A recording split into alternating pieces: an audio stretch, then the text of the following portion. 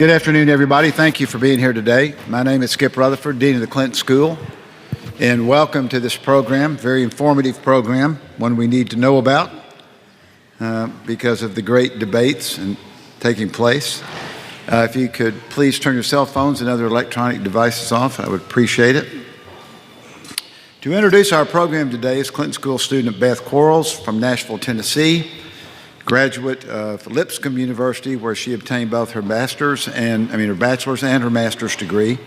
She taught in China before teaching in Nashville and later in Jonesboro. She's worked with the Girl Scouts of Arkansas, Oklahoma, and Texas, and hopes to continue that work on future projects. For her Clinton School project this year, she's working with a team in Hope, Arkansas, on the Hope Public School issue. The Hope Academy of Public Service, a part of the Hope School District. She's assessing the impact of a middle school public school curriculum of public service this curriculum was created and implemented last year by a Clinton School group. This is the second Clinton School group to go to Hope, and they're assessing the impact of that curriculum. It's the first public service middle school curriculum in the country, we believe, and it takes the model of the Clinton School and transforms it to a middle school, which is an exciting thing that ultimately will lead to a high school in Hope. So it's a very exciting project, and our students who are interested in education are doing a great job working on it. Please welcome Clinton School student Beth Quarles.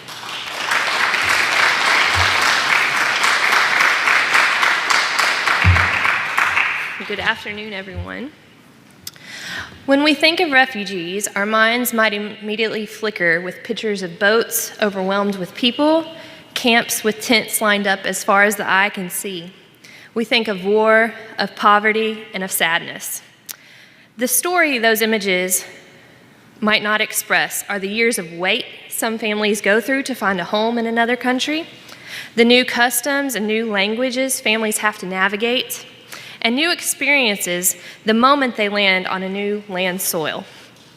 Experiences such as riding an escalator for the very first time, shopping in a grocery store where the meat is wrapped and not easily available to examine, or sharpening a pencil using an electronic pencil sharpener, an experience I was able to witness as an ESL teacher. Those experiences then continue as homes and jobs are sought out, language grows, and schools become a weekday event. These experiences, their stories, they conjure up fear, joy, and sensory overload for the people that go through them.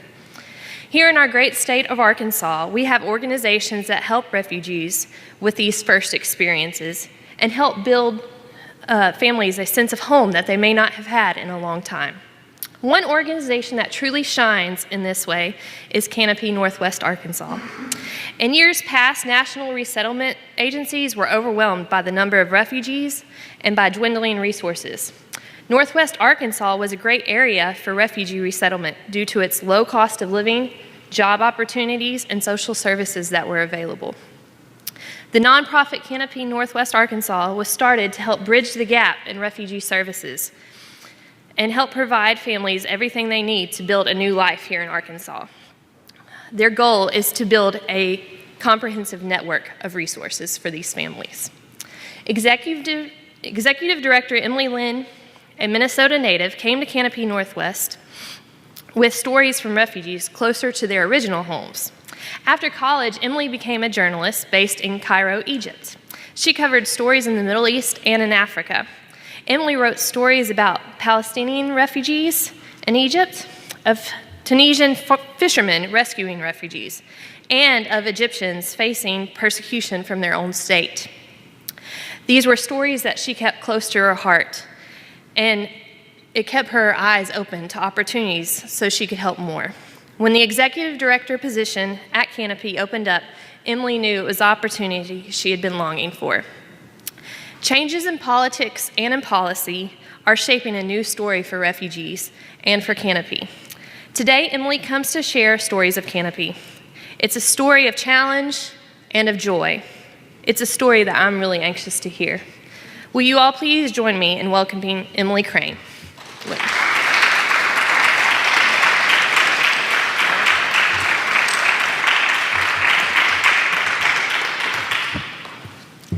Thank you all. Thank you so much, Beth, for that introduction. That was wonderful.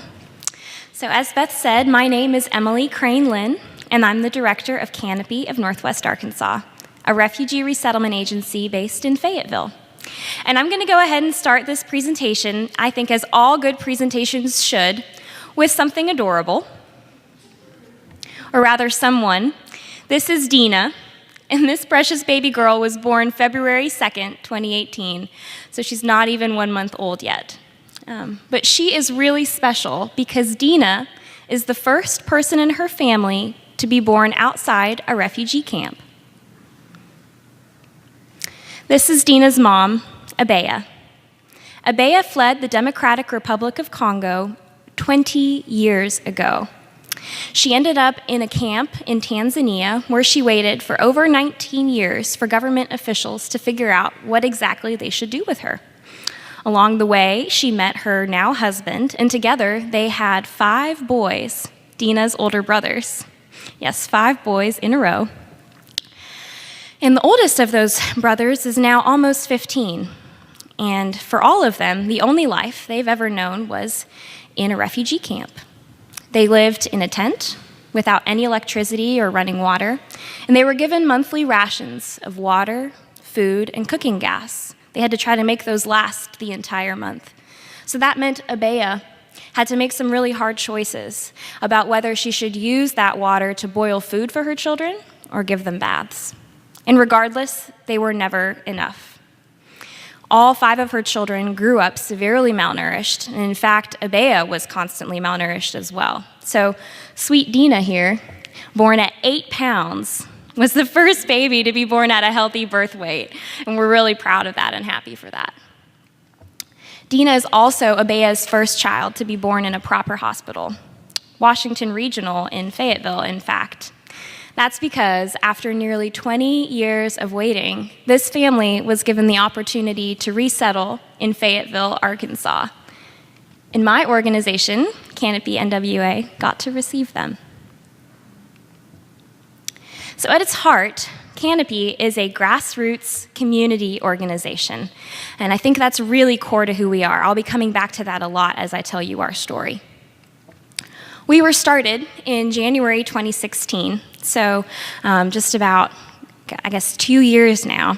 And essentially what happened was there were dozens of us up in Northwest Arkansas, as I'm sure there were here in Central Arkansas, who were really moved by the images we were seeing of the refugee crisis. We were also troubled by the response we were seeing from our elected representatives. Most notably, our governor, who tweeted after the Paris attacks in fall of 2015 that Arkansas would never welcome Syrian refugees or something like that. Now, he's since confessed to us that he composed that tweet rather hastily and without having all the facts, and he even has gone so far as to say he regrets it, but nonetheless, that was kind of a catalyst for us to all want to try to figure out what we could do to prove to the world and to ourselves that this is not what Arkansas is. Arkansas is a welcoming place. And so eventually we all kind of got together one way or another. We all got connected in January of 2016, and that was the first of several community meetings like this one that you see here, where we literally had dozens. I think in this meeting we had over 100 people. We were breaking the fire code, packed into in this chapel at this church, who all just were coming together saying, what can we do? We want our region to be involved, to be influencing this global crisis in a positive way. So what can we do? We all agreed that Northwest Arkansas would be an ideal place for refugees to build new lives. There are plentiful jobs, cost of living is low, and it's already a diverse community. The only reason why there weren't already large groups of refugees resettling in Northwest Arkansas was that there wasn't an agency in place to receive them. And so we decided to create our own, and that is how Canopy NWA was founded. So we are a fiercely local nonprofit. We are an Arkansas nonprofit, and that's very core to who we are. We are not a national organization from the East Coast coming into Arkansas trying to cram refugees down Arkansans' throats. We are Arkansans, and Canopy is Arkansan. It is a grassroots community initiative. But we do fit into a larger national picture. So we partner with an organization called the Lutheran Immigration and Refugee Service, which is one of 9 organizations that has a contract with the US government to resettle refugees. So other countries do this differently. In other countries, an individual or a family or an organization can sponsor a refugee family to come to Canada, for example, and they can oversee their entire resettlement process. In the US, it's much more structured. Basically, there are only 9 agencies, there are only 9 nonprofits in the entire US who have permission to do that, who have contracts with the US State Department to do that. And some of those names might be familiar to you. We have the International Rescue Committee, World Relief, Catholic Charities, and one of them is the Lutheran Immigration and Refugee Service. And they have their own network of affiliates, of partners in 35 or so cities all across the United States that they can partner with to do the actual work of refugee resettlement.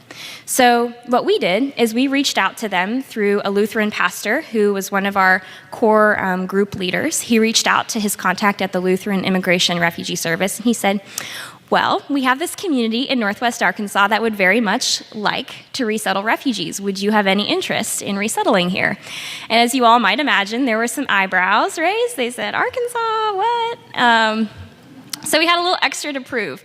But we got someone to come out and spend a week with us, and we showed her all the reasons why Northwest Arkansas was a great place for this. And like I said, there's plentiful jobs, cost of living is so low compared to other main cities in the US where most resettlement happens. But the main thing, the thing that stood out to her was that this was a community effort, was that our community really seemed to want this. And so we sold them on it, and then together we worked on a pretty robust proposal that we submitted to the State Department. And by October of 2016, so not even 10 months after that first meeting, we had received our official approval from the State Department to begin resettling refugees. So that happened really fast. And then by December of that year, we welcomed our first refugee family. So it's been an incredible journey since then as well. So what is it exactly that we do when we get a refugee family? So first of all, kind of our core program, the essence of what we do is called the Reception and Placement Program. And this is a program that is federally funded and organized by the federal government. We are essentially a subcontractor of the federal government. And so at every refugee resettlement agency around the country, you should see these exact same things. So essentially, this is a 90-day program designed to get refugees into the US and started. It is not a long-term support program. It is just a get you here, get you going, and then move on. So that means that for 90 days, we're able to help refugees with their basic material needs. So we get them set up in an apartment, we furnish it for them, we make sure they have all the clothing that they need, the food, and we were able to pay their rent for them for those 3 months and take care of all their basic needs for those 3 months. We also use this time to help enroll refugees in any form of assistance that they might qualify for. We help them get any medical care that they need. Everybody gets a very comprehensive medical exam. We make sure that everybody gets the education that they need. So children are enrolled in schools, adults are enrolled in English language classes and job training classes. And then we also do a lot of cultural orientation as well. So we do a series of classes to help people understand how to navigate the culture. And then the most important thing we do is employment. So at the end of those 90 days, we're not paying their rent anymore. They have to do it for themselves. And so the only way to do that, generally speaking, is to find employment. So by the end of those 90 days, the family needs to, one way or another, be bringing in enough income to meet their expenses. And so that's where we focus a lot. And then beyond that, once the 90-day period is over, we do continue to maintain a relationship with our clients. We take a very relational approach where we deeply care about them, and I think they can tell that. And so we continue usually to hear from them and see them long after that initial 90-day period is over. And we do offer a couple different services that allow us to continue to interact with our clients, even after that initial reception and placement program has finished. The first is our employment program. So our clients can continue to come back to us if they lose a job or they'd like to have a better job, or they want to find out how they can be trained to get that dream job that they're hoping for. And we continue to work with them really for as long as they want. At this point, it's open-ended. We've said, just come back to us. Anytime you want help with employment, we're here for you. We also continue to offer ongoing cultural orientation. We just started that this year, where we're offering monthly workshops to be able to help our clients with navigating those systems that take a little while to learn. So this can be for people who've been here a month, 6 months, or a year, to help them figure out things like how to navigate our medical system, or how to help their children do well in school, or how to meet their financial goals.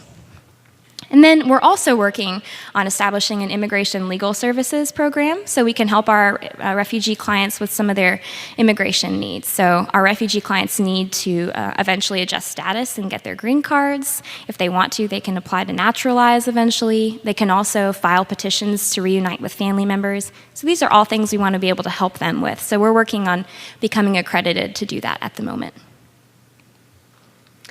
So you'll find all those things like I said, at most refugee sites around the country, I would hope. But what sets us apart is the fact that our community is involved at every step of the process. And this, to us, was just intuitive. This was because our community, we started this thing together. Of course, we all wanted to do the work of resettling refugees together. It just made sense to us.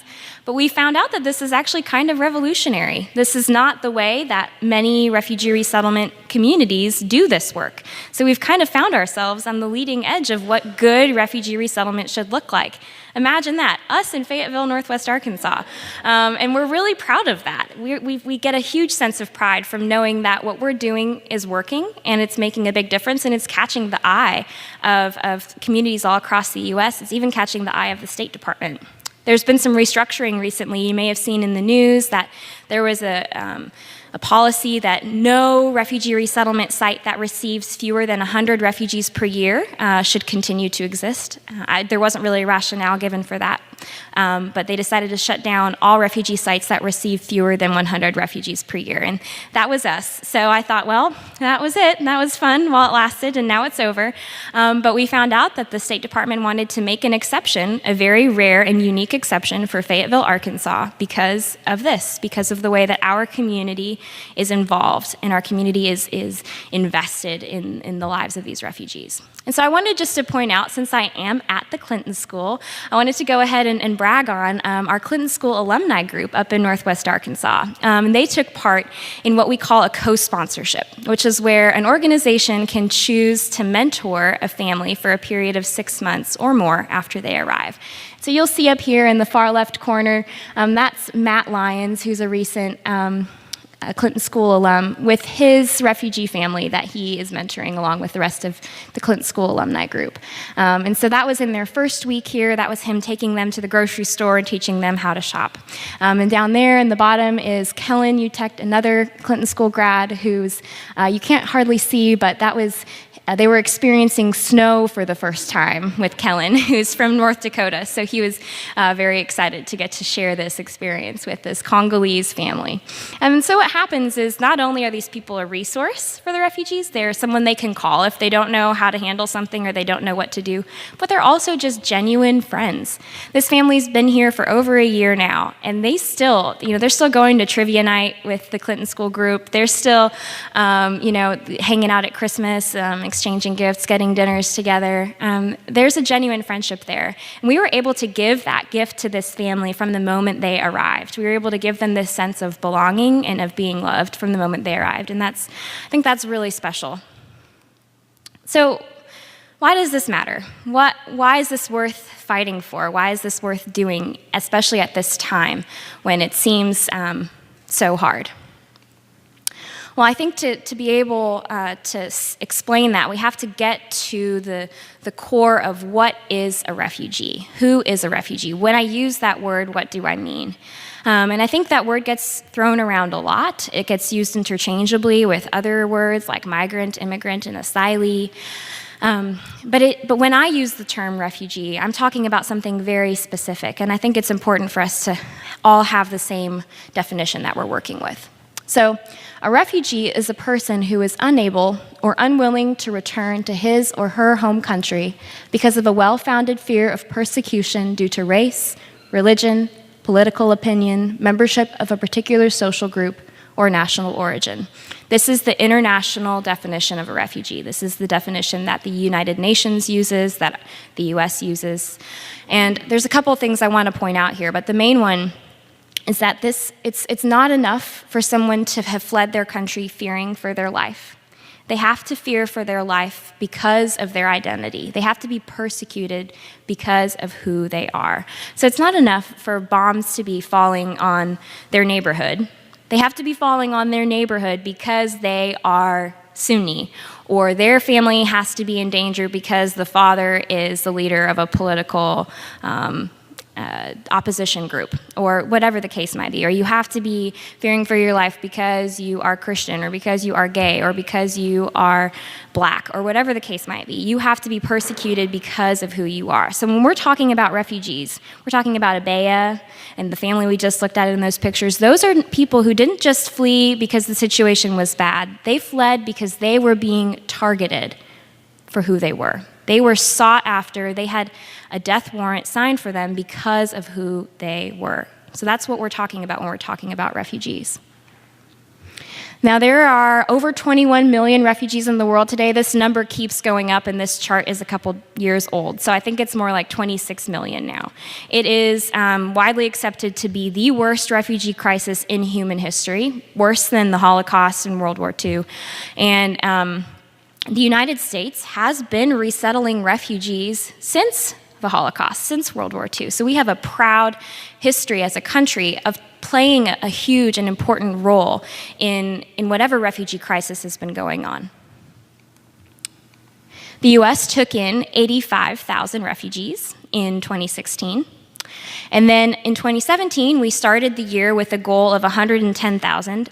President Obama was increasing the number to try to kind of follow the pace of the increasing number of refugees worldwide.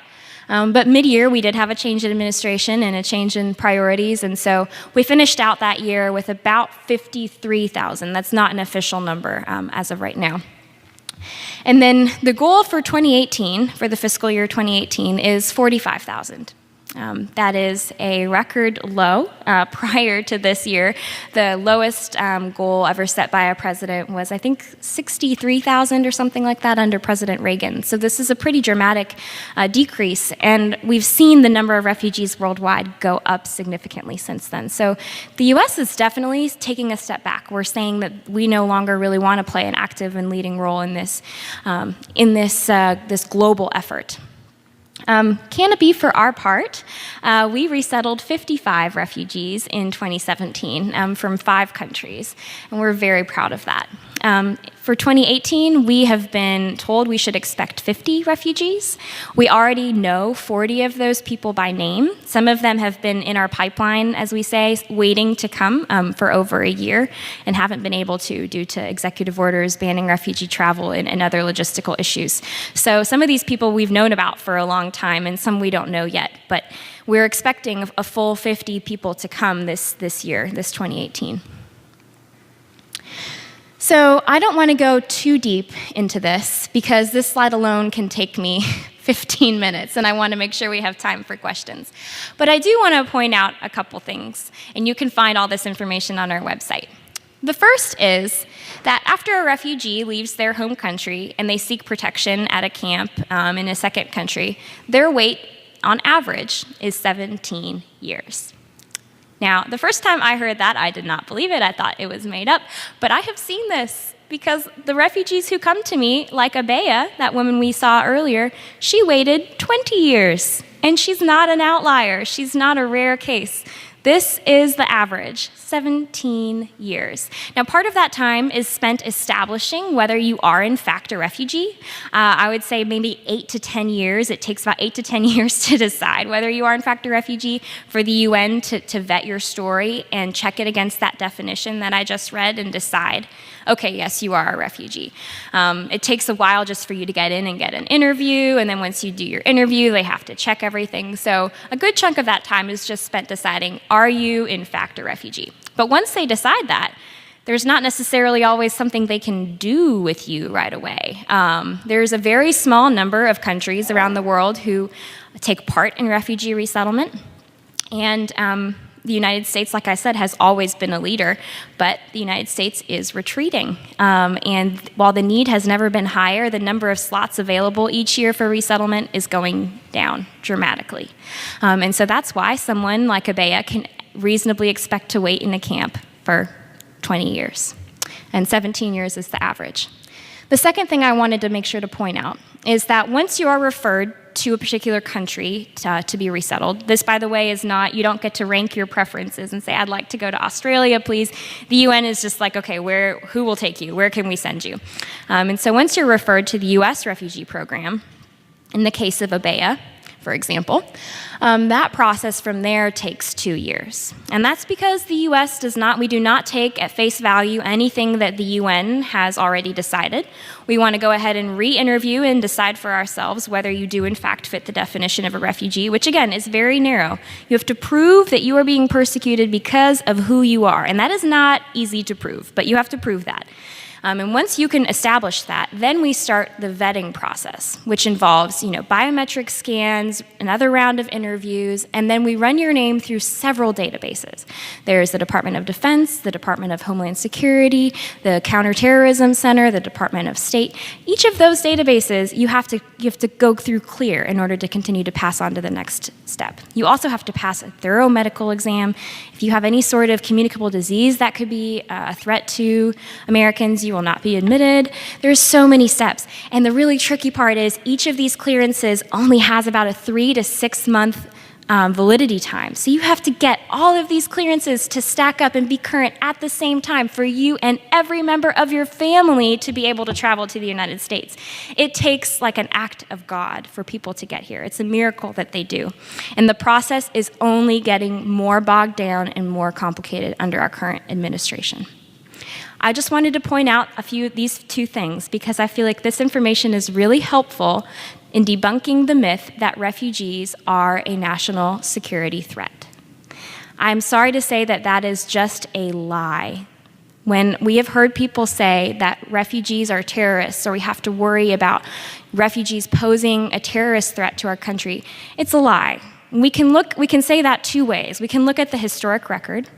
In all of our long years of resettling refugees in this country, never once has a refugee committed an act of terror. So that's a good record just to look at. And then we can also just look at the facts, okay? Look at it logically. If you were a terrorist, and you had many different avenues to get to the United States, why on earth would you choose the refugee resettlement program, knowing that, first of all, you're going to probably have to wait about 17 years, give or take, and then you don't even get to choose where you get resettled, so who knows? The odds are like 1 in 20 whether you'll get resettled in the U.S., you never know. And then once you get chosen to go to the United States, they're going to scrutinize you with a fine-tooth comb, and they're going to look over every ounce of you to make sure that you're not a threat, and chances are good that they're going to figure out you're a member of ISIS. So why would you choose this way to come to the United States when there are many other, there's not a single way to immigrate to the United States that's easy. I'll just say that. If any of you are immigrants yourselves, you know that. If you've married immigrants, you know that. It's not easy. But I will say that coming as a refugee is the most scrutinized, hardest way to come. So it is a malicious lie to say that refugees pose a security threat to our country. They don't. And it's important for us to call it that and for us to counteract that, because that lie poses a threat to this program's very existence. And this program is life-giving and life-changing. Here in Northwest Arkansas, we've seen it. We've seen 100% of our refugee families become financially self-sufficient within 3 months after arriving. That means every single family who's come here, they are earning an income, they are contributing to the community, they are supporting themselves and their family, and it's amazing. And this is by necessity, but it's also because there's this hunger and this desire in refugees to be productive members of the community again. They've spent the last several decades just totally without agency, detained in a refugee camp, waiting on rations and handouts. And for the first time, they have the opportunity to be contributing valuable members of their community again. And we've been able to see that with 100% of our families. We've also been able to see our families receive life-changing medical care. This girl on the left, Mariam, she was 5 years old when a suicide bomber detonated in a market in Baghdad, and she lost her hearing. And living in Iraq, she did not receive the medical care that she needed. She was also not able to go to school from that point on. There was not a system available for children with special needs. And so for several years, she didn't go to school. She just couldn't hear. She didn't really have a way to communicate until she came here a year ago. And first of all, she was enrolled in school right away. And she got to go to school, the same school as her little sister, who's hearing and totally healthy. And she learned how to communicate. The very first day, I went and visited her after she came home from school. And she was, she'd already learned how to sign her name. And it was just, there was so much joy there in her being able to communicate and being treated like a normal kid for the first time in 7 years. And what's more, she's been fitted with a hearing aid. And so as of, I think it was last spring, she's able to hear her mother's voice, she's able to hear music, and she's working with a speech therapist to learn how to speak and how to communicate orally a little bit, as well as learning how to sign. So that's just totally life-changing for this sweet, sweet girl who now loves to dance to Justin Bieber music. And then last, like I said, we're seeing integration, community, and a sense of belonging. Refugees for decades have been warehoused in camps on the fringes, in the desert, out where no one has to see them, look at them, interact with them. And for the first time, they're being given a home and a community that says we love you and we want you and we care about you. And that's something that I do think is kind of unique to Northwest Arkansas. And that's something that I'm doing my best to make sure we ingrain that and that stays central to everything we do. Because these refugees, from the time they get here, they know that they are loved, that they have a community, and they belong. And so I think really we're a year into this now. We received our first family in December of last year, and I think we're still only just beginning to scratch the surface of why this matters and why it's important for us to welcome refugees home. And that's my story.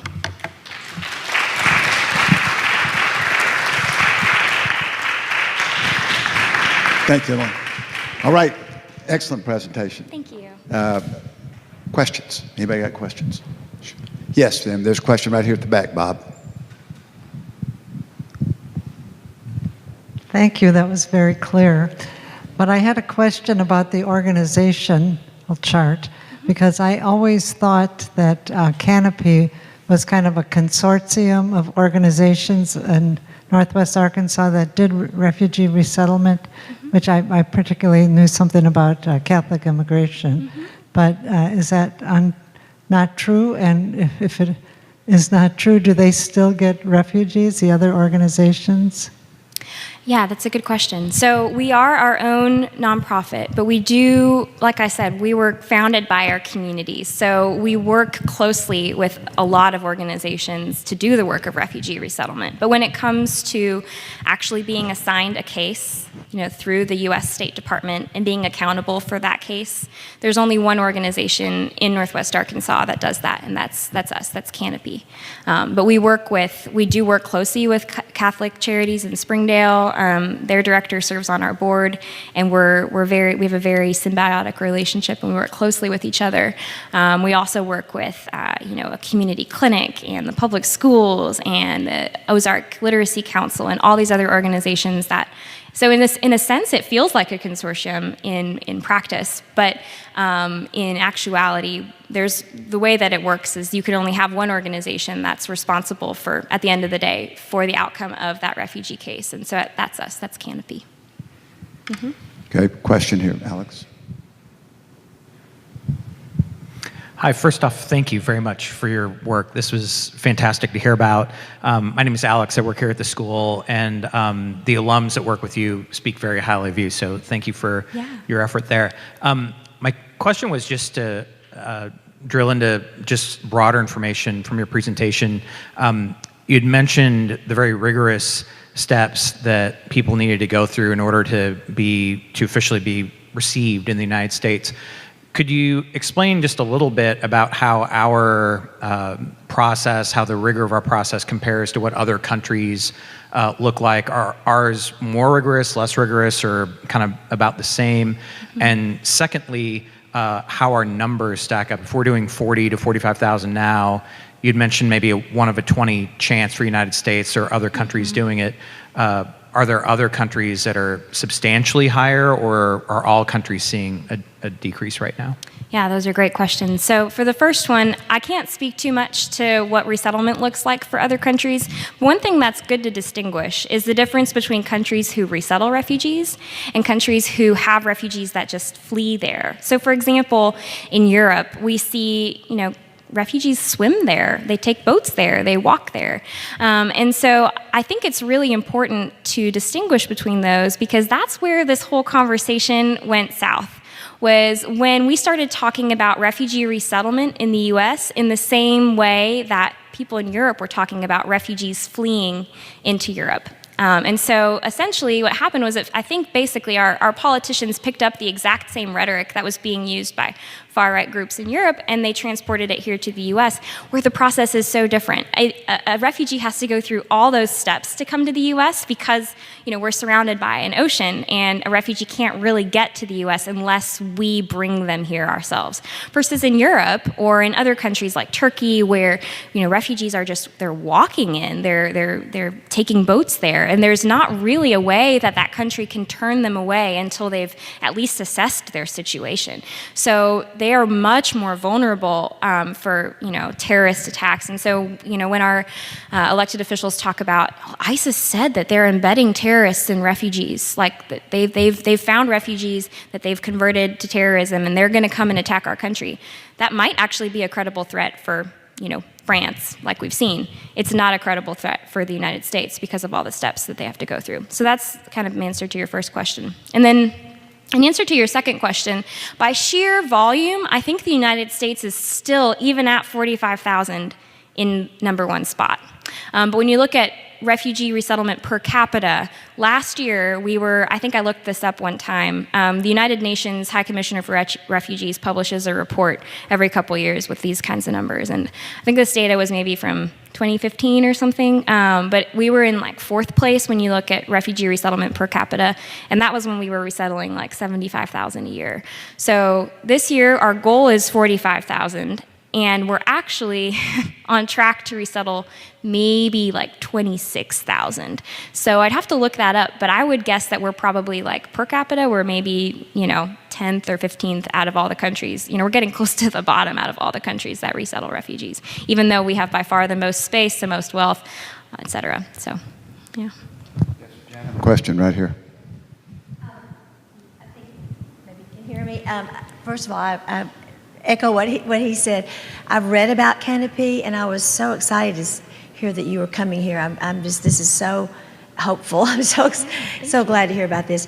My second, 2 questions. How does a refugee group get into the pipeline? Mm-hmm. How do they find out about you, or how to even start the process? Mm-hmm. And the second question is just a specific group. There's so many that we know about, hear about, but in Myanmar, I don't know how you say the Rohingya?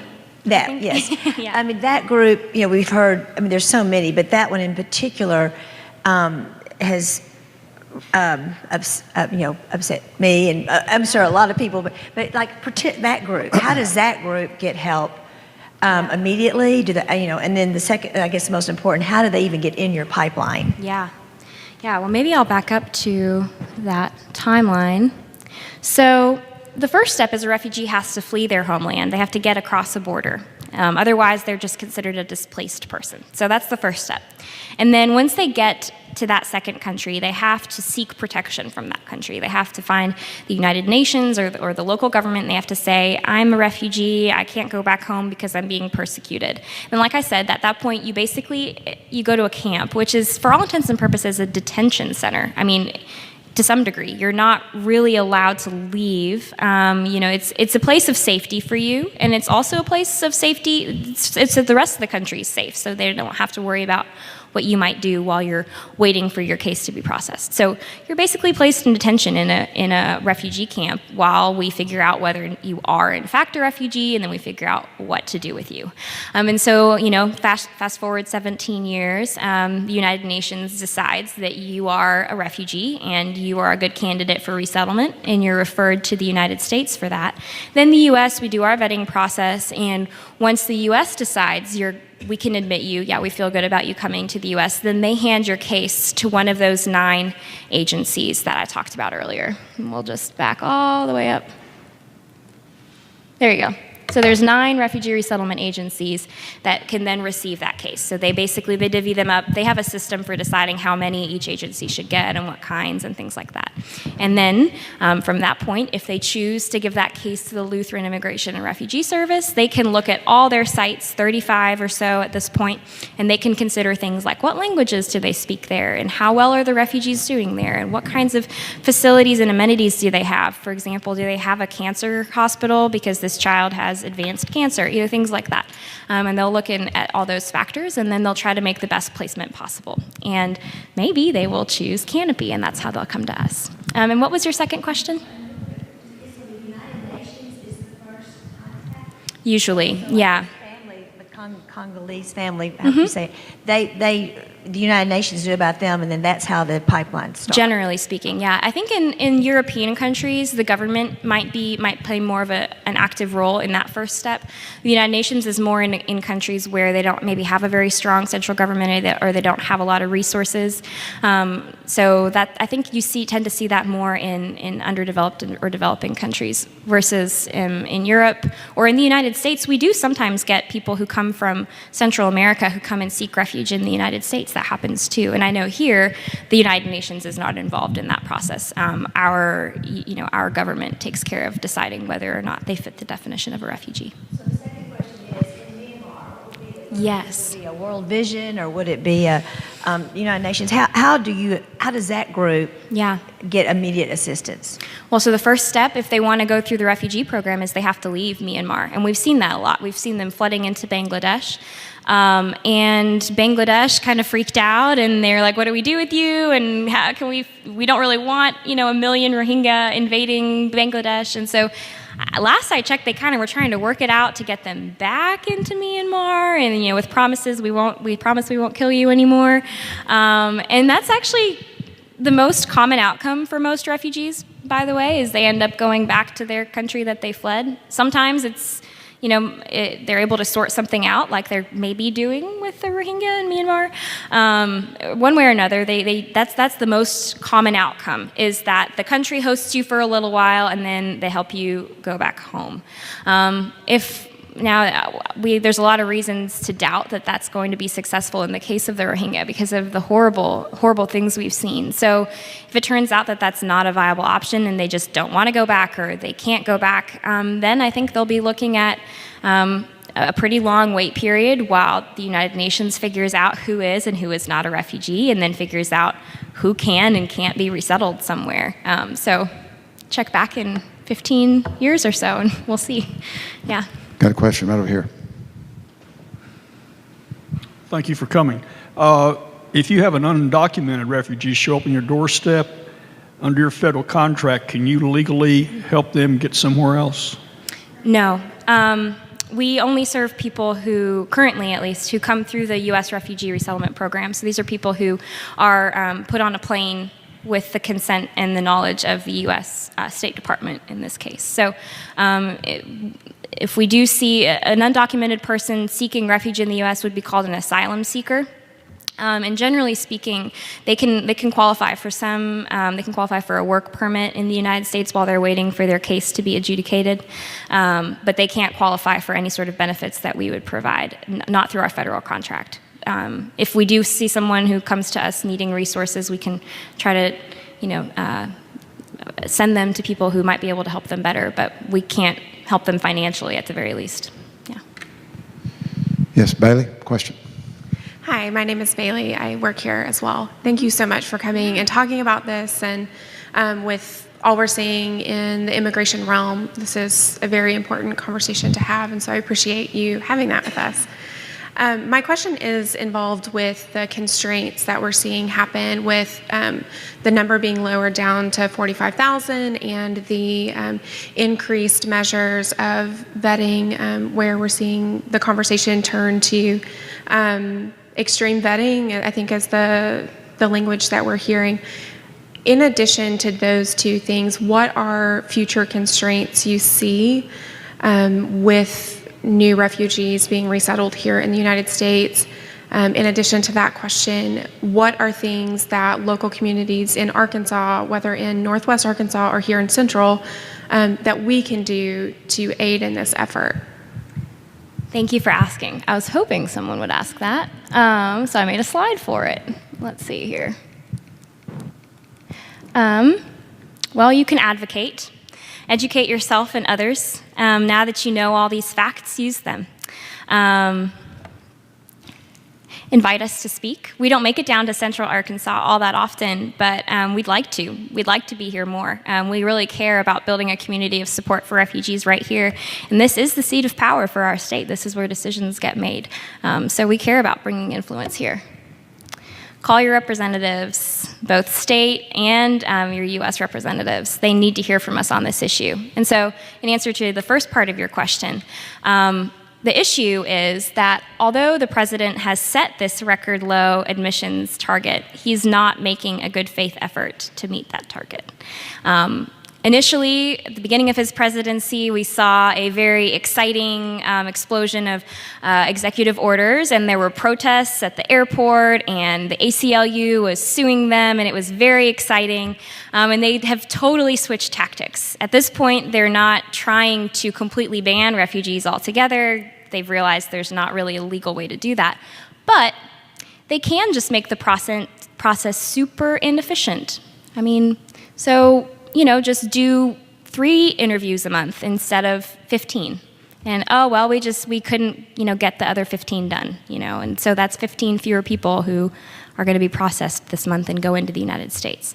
That's why we're seeing that although our goal is 45,000, which is a number we are totally equipped to meet, we are funded to meet, we are staffed to meet, we have all the resources we need for that, we are currently on track to admit, like I said, at best, 26,000. That's an optimistic number, unless something dramatic happens that we don't foresee. And this is impacting us at Canopy very directly. We, like I said, are expecting 50 refugees this year, but it has been 6 months since our last refugee arrival. We have 40 people that we know of by name who we're waiting for, and they've just gotten hung up in this business of the additional vetting procedures that they put in place, and then just what looks to be like an intentional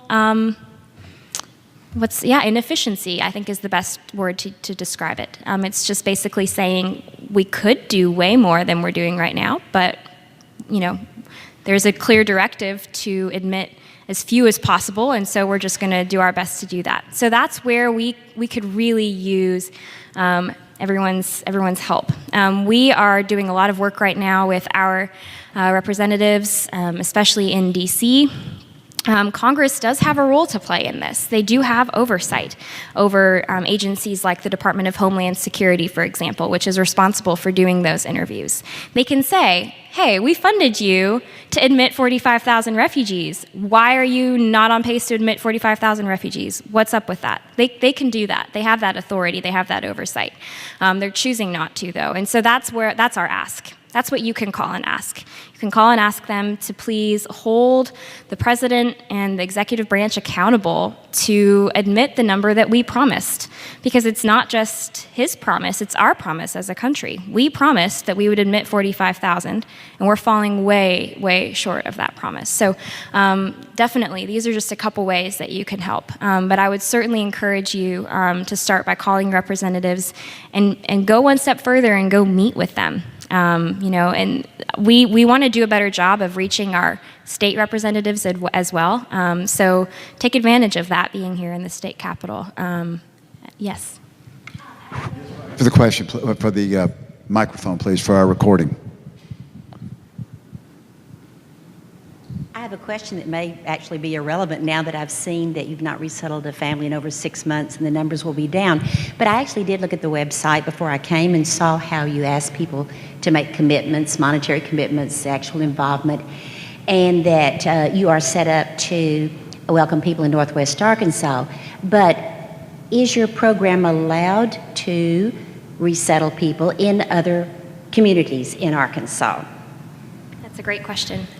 We are allowed to resettle anywhere within 100 miles of our office, so that does not reach as far as Little Rock. But the good news is you have a group right here in Little Rock that you can support. There's a Catholic Charities office here in Little Rock that they run what's called a remote placement program, so it's a little bit different than the work we do, but what they do essentially is they help families reunite. So if there is someone with a family member in central Arkansas, or really anywhere in Arkansas that's outside 100 miles of our office, if they have a family member, in Russellville, for example, and they need to reconnect with them, they want to move and be with their family, then the Catholic Charities office here in Little Rock is equipped to do that. So we focus on Northwest Arkansas. Everything within 100 miles is our radius, and then everything else is Catholic Charities. And they've actually been really busy this last year. I think they've been resettling like 30 plus people, helping them reconnect with family members. So definitely